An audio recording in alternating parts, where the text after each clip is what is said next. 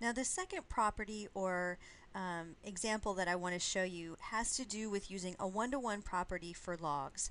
And it says if I have a log equation equal to another log equation, and they are both the same base in this case. So if I have a log equal to a log that are both base A, then I can simply set their arguments equal to each other and solve.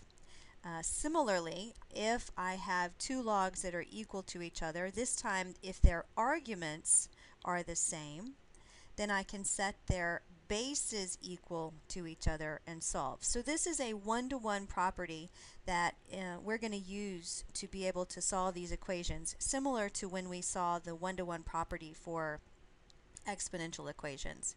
So in this leftmost equation over here for example 2a, I have log base 5 of 2x equals log base 5 of 12. Notice that here in this equation I have a log expression on the left equal to a log expression on the right. So only two log expressions equal to each other. I do notice that on both of these log expressions are both base 5, and since they both have the same base, I can simply take the argument 2x and set it equal to the argument of 12, divide both sides by 2, and I solve. So I was able to solve for it rather quickly. Let's look at a similar scenario over here for example 2b. In example 2b, if we were going to use the one-to-one property, first of all, notice that once again I have a log expression equal to another log expression on the right. So only two log expressions contained in the equation.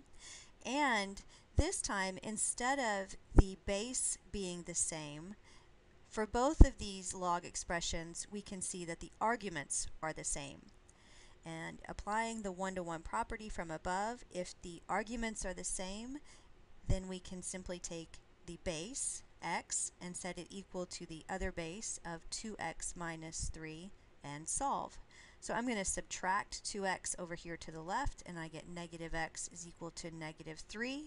Divide both sides by a negative 1, and I find out that x is equal to a positive 3. So that's how we can take the one-to-one property and apply it to solving log equations.